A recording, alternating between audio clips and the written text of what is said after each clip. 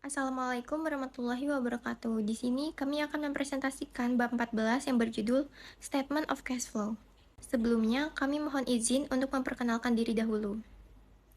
Perkenalkan, nama saya Natasha Anjali Aprilia dengan NIM 2024-747 akan mempresentasikan materi Usefulness of the Statement of Cash Flow atau kegunaan dari laporan arus kas. Yang pertama ini ada untuk menilai kemampuan menghasilkan arus kas di masa depan. Yang kedua, untuk menilai kemampuan membayar dividen dan kewajiban. Yang ketiga, untuk menjelaskan perbedaan antara laba bersih dan arus kas operasi. Yang keempat, untuk menunjukkan aktivitas investasi dan pendanaan. Jadi, laporan arus kas ini bukan hanya sekedar menunjukkan uang masuk dan keluar, tapi juga memiliki banyak manfaat bagi laporan. Yang pertama, laporan ini bisa membantu investor untuk memprediksi arus kas di masa depan, termasuk waktu dan besarannya. Yang kedua, laporan ini tuh untuk menunjukkan kemampuan perusahaan dalam membayar kewajiban, termasuk utang dan dividen. Yang ketiga, laporan ini juga membantu untuk menjelaskan kenapa bisa ada perbedaan antara laba bersih dengan kas operasi. Karena laba akrual banyak bergantung pada estimasi. Yang terakhir, laporan ini juga untuk memperlihatkan semua transaksi investasi dan perusahaan yang menyebabkan perubahan aset dan liabilitas. Lalu selanjutnya kita masuk ke materi Classification of Cash Flow atau klasifikasi aktivitas kas.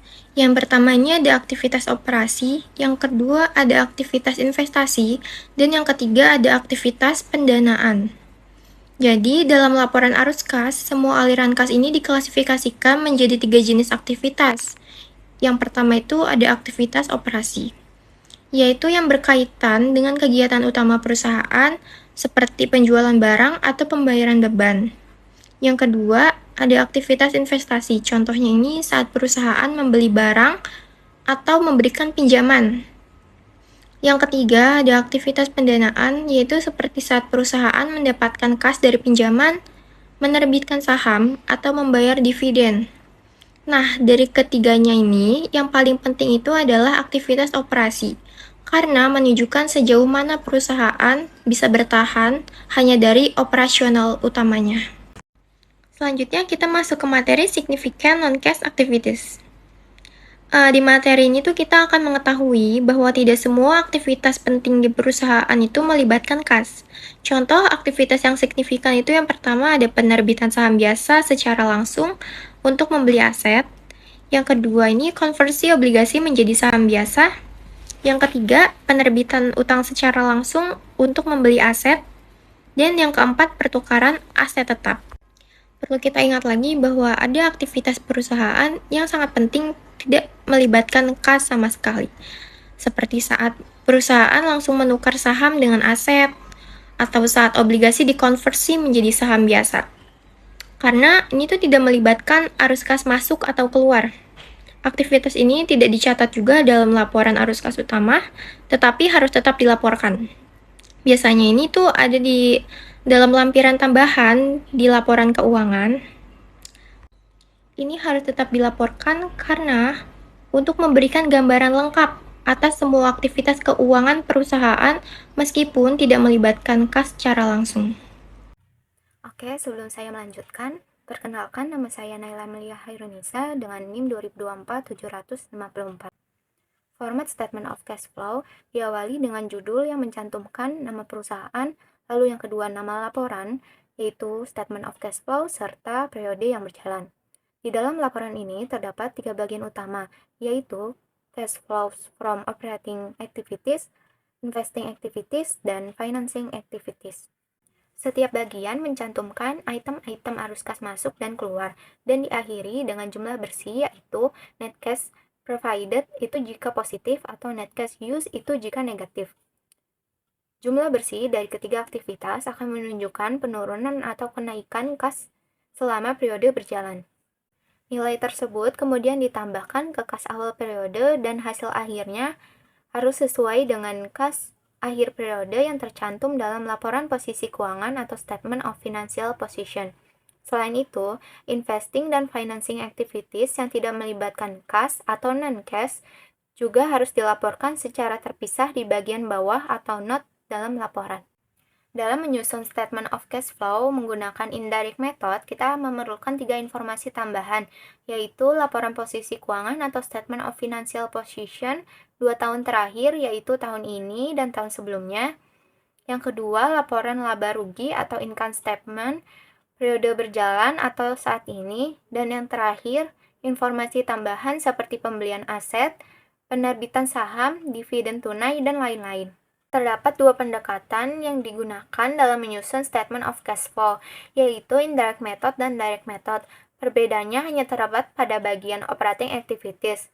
Kalau indirect method itu, perusahaan cukup menyesuaikan laba bersih dengan item-item yang tidak memengaruhi kas. Nah, kalau direct method itu, perusahaan harus menyajikan secara rinci seluruh penerimaan dan pengeluaran kas dari operating activities.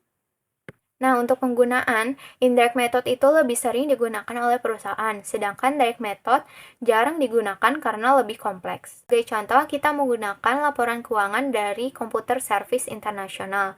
Dalam menyusun statement of cash flow, kita harus memerhatikan perubahan setiap akun dari tahun ke tahun. Misalnya nih, dari laporan ini, dari tahun 2024 dan tahun 2025. Contohnya pada laporan ini, itu akun land atau tanah meningkat dari tahun 2024 itu 20.000 euro. Nah, pada tahun 2025 menjadi 130.000 euro, sehingga terjadi kenaikan sebesar 110.000 euro. Nah, data tersebut menunjukkan adanya investing activities. Income statement dan informasi tambahan juga digunakan untuk menentukan penyesuaian kas. Proses ini dilakukan secara sistematis untuk menyusun statement of cash flow dengan indirect method. Perkenalkan, nama saya Syifandara Balkis dengan NIM 2024757. Saya akan mempresentasikan materi mengenai langkah-langkah dalam membuat laporan arus kas. Langkah pertama, ada yang namanya operation activity, atau yang dia bisa disebut dengan aktivitas operasi. Nah, ini menentukan arus kas bersih yang dihasilkan atau digunakan dari aktivitas operasi dengan mengkonversi laba bersih dari basis akrual ke basis kas. Di bawah IFRS, perusahaan menggunakan basis akuntansi akrual. Basis ini mengharuskan perusahaan mencatat pendapatan ketika kewajiban kinerja telah dipenuhi dan mencatat beban saat terjadi. Pendapatan dapat berupa penjualan kredit yang belum diterima kasnya. Beban mungkin mencangkup barang dan jasa yang belum dibayar secara tunai oleh perusahaan. Dengan demikian, berdasarkan basis akrual, laba bersih tidak sama dengan arus kas bersih dari aktivitas operasi. Pada indirect method, perusahaan harus menyesuaikan laba bersih agar bisa dikonversi ke basis kas. Caranya itu dengan laba bersih ditambah kurang penyesuaian, lalu dia akan menghasilkan arus kas bersih dari aktivitas operasi. Nah, penyesuaiannya itu didapat dengan melakukan tambahkan kembali beban non-kas seperti depreciation sama amortization. Nah, bisa juga dengan mengurangi keuntungan dan tambahkan kerugian. Ini tuh berasal dari aktivitas investasi dan pendanaan. Bisa juga dengan analisis perubahan aset lancar, non-kas, dan kewajiban lancar. Nah, di depreciation expense itu, misal nih ada laporan laba rugi komputer service melaporkan beban penyusutan sebesar 9.000 euro. Nah, beban ini tidak mengurangi kas. Dengan kata lain, beban penyusutan adalah biaya non-kas. Perusahaan harus menambahkan kembali beban ini ke laba bersih untuk memperoleh arus kas bersih dari aktivitas operasi. Untuk depreciation expense ini akan masuk ke operation activity. Formatnya itu seperti ini, jadi yang pertama itu cash flow from operation activity. Lalu dimasukkan net income-nya sebesar 145.000 euro.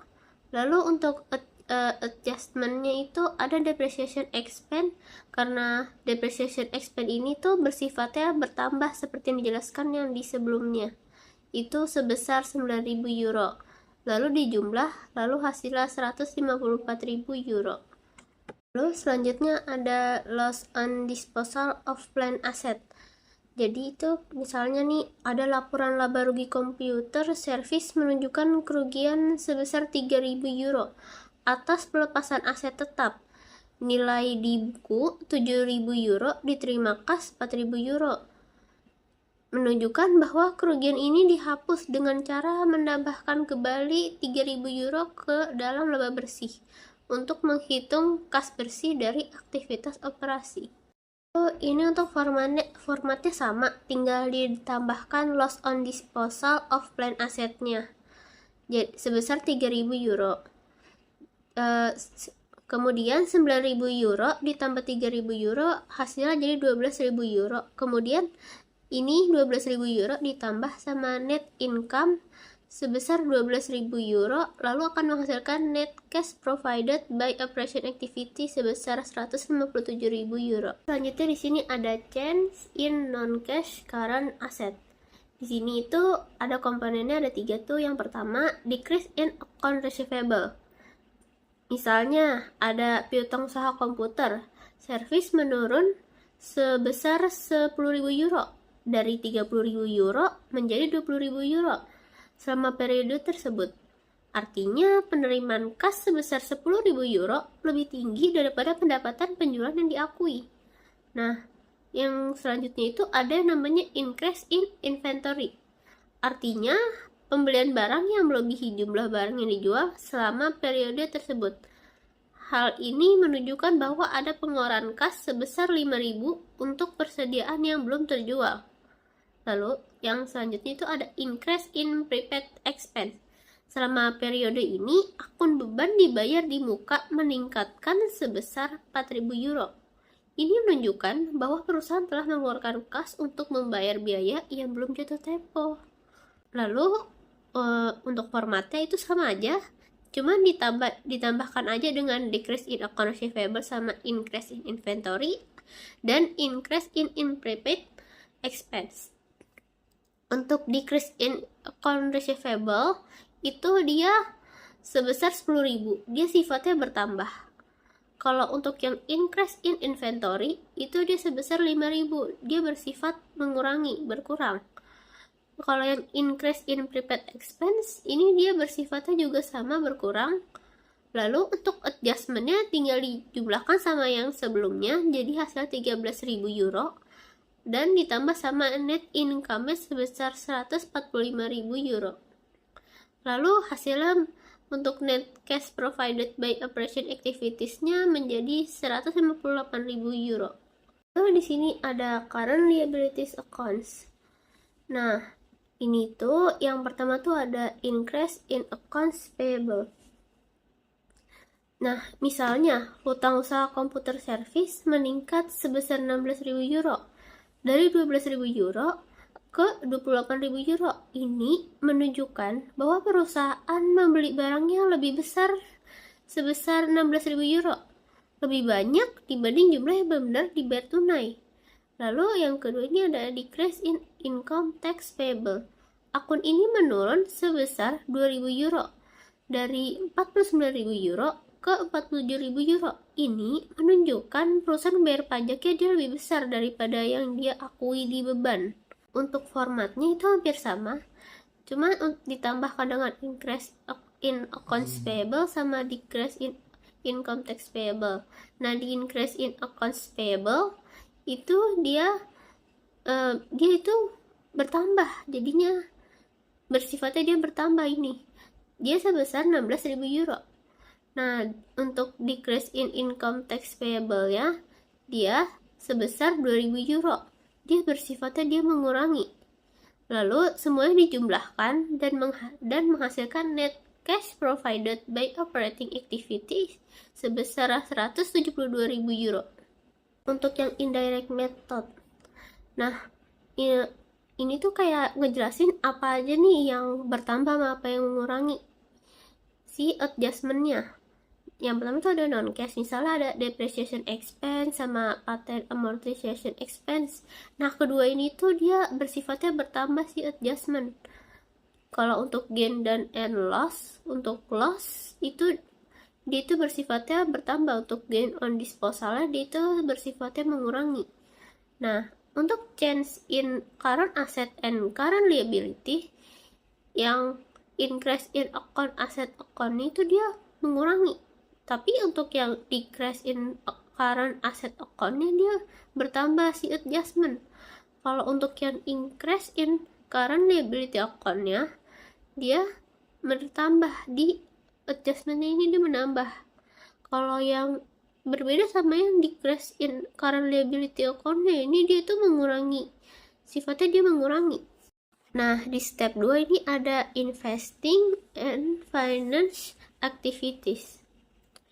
Nah, ini tuh kayak analisis perubahan pada non-current dan liability accounts dan record as investing dan financing activity, atau mengungkapkan sebagai transaksi non-tunai. Nah, yang pertama tuh kayak komponennya itu ada increase in land. Misalnya nih, ada perusahaan yang beli tanah sebesar 110.000.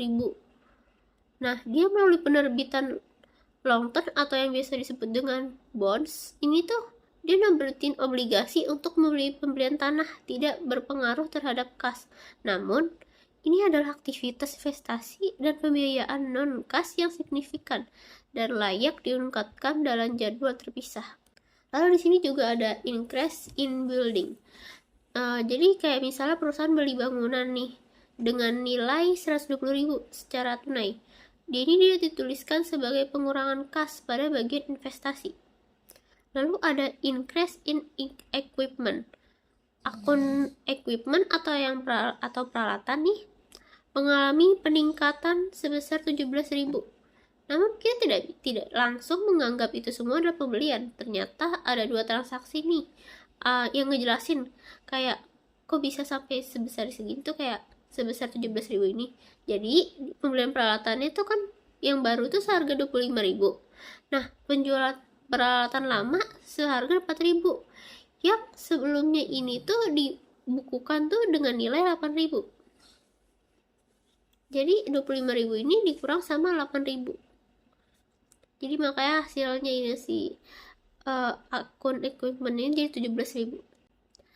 Nah, untuk T-account-nya nih tuh seperti ini. Jadi di balance-nya di awal kan 10.000. Lalu dia ngebeli peralatan nih sebesar 25.000. Tapi dia ngejualnya sebesar 8.000. Jadi 10.000 ditambah 25.000 kemudian dikurangi sama 8.000 ini. Jadinya 27.000. Nah, untuk yang entry yang lebih detailnya tuh kayak jadi cash-nya itu ya seperti yang tadi tuh 4.000 dan untuk accumulated depreciation-nya itu sebesar 1.000. Nah, kan equipment-nya tadi itu dia ngejual 8.000. Nah, berarti ini tuh berarti itu dia rugi dong. Karena dia ngejual dapat duitnya tuh 4.000. Tapi padahal harga equipment-nya itu sebesar 8.000. Jadi dia rugi sebesar 3.000. Nah, di sini tuh ada increase in bonds payable. Misalnya ada bonds payable nih, dia meningkat nih sebesar 110.000 euro. Nah, seperti yang tadi dibahas yang di informasi yang sebelumnya, perusahaan ini memperoleh tanah dari penerbitan obligasi. Nah, untuk yang increase in return earning, misalnya kan tadi tuh return earningnya nih dia meningkat sebesar 116.000 euro. Ini tuh asal dari mana? Kan tadi ada net income itu kan sebesar 145.000 euro ya, yang di awal tadi tuh yang. Nah, ini tuh dia menambah return earnings. Kemudian ada pembayaran dividen nih sebesar 29.000 euro. Nah, dia mengurangi return earningnya nih. Makanya 145.000 dikurang sama 29.000 kan jadinya 116.000. Nah, di sini juga ada increase in share capital ordinary. Jadi perusahaan ini dia nerbitin saham biasa dan dapetin tambahan modal sebesar 20.000 euro. Ini tuh dicatat sebagai cash inflow. Nah, untuk formatnya di step ketiga ini tuh hampir sama ya. Cuman ditambahin sama beberapa. Nah, di cash flow from investing activity-nya tuh dia ada purchase of building sebesar 120.000 euro ini tuh dia mengurangi, sama ada purchase of equipment sebesar 25.000, ini juga mengurangi, sama untuk disposal of plan asetnya itu dia bertambah. Kemudian ini tuh dijumlah, lalu jadinya kan net cash used by investing activity-nya sebesar 141.000 euro. Terus di sini juga untuk yang format selanjutnya tuh ada cash flow from financing activity. Dia berupa insurance of ordinary shares yang sebesar 20.000 yang bersifatnya bertambah, sama ada payment of cash dividend sebesar 29.000 yang ini tuh bersifatnya mengurangi. Lalu dia mendapatkan net cash used by financing activity-nya sebesar 9.000. Nah, di net in cash-nya itu dijumlahin dari yang net income sama semua yang di awal tadi, yang net cash provided by operating activity sama net cash by investing activity sama net cash used by financing activities. Hasilnya 22.000 euro. Lalu dia ditambah sama cash of beginning of period-nya sebesar 33.000. Nah, jadi cash at ending period-nya itu jadinya sebesar 55.000 euro. Tadi itu dia dapetin notes nih. Notes-nya itu untuk non-cash investing and financing activity, yaitu insurance of bonds payable to purchase land sebesar 110.000 euro. Perkenalkan, nama saya Wina Suciaudia dengan NIM 2024-748. Oke, selanjutnya ada using cash flows to evaluate a company. Nah, di sini itu investor itu seringkali menganalisis rasionya berdasarkan laporan keuangan aktual. Namun sekarang itu semakin banyak investor yang menggunakan analisis arus kas ini untuk mendapatkan wawasan yang lebih akurat. Nah, cash flow atau arus kas bebas itu menggambarkan kas bersih yang diperoleh dari aktivitas operasi setelah memperhitungkan pengeluaran modal dan dividennya. Nah, ini itu memberikan wawasan tambahan mengenai kemampuan perusahaan untuk membiayai ekspansi, melunasi utang, atau membayar dividen. Nah, selanjutnya itu ada rumusnya di sini. Free cash flow sama dengan net cash provided by operating activities dikurang sama capital expenditure dikurang sama cash dividends-nya. Nah, selanjutnya di sini ada contoh soal. MPC itu memproduksi dan menjual 10.000 komputer. Nah, perusahaan ini melaporkan arus kas bersihnya sebesar 1 juta yang diperoleh dari aktivitas operasi untuk mempertahankan produksi pada 10.000 komputer. Nah, MPC ini menginvestasikan 150.000 pada equipment dan memilih untuk membayar dividennya sebesar 50.000. Arus kas bebasnya itu adalah 800.000, itu didapat dari 1 juta dikurang sama 150.000 dikurang sama 50.000. Nah, perusahaan itu dapat menggunakan arus kasnya ini sebesar 800.000 untuk membeli aset baru guna memperluas bisnis atau membayar dividennya ini sebesar 500.000 dan terus memproduksi 10.000 komputer. Ini ada cash provided by operating activities sebesar 17.451. Cash flow from investing activities-nya ini dibagi beberapa bagian. Yang pertama ada additions to property and equipment and intangibles itu sebesar minus 3.869. Nah, purchase of non-controlling interest-nya itu sebesar minus 99. Sale of property, plant and equipment sebesar 4.002.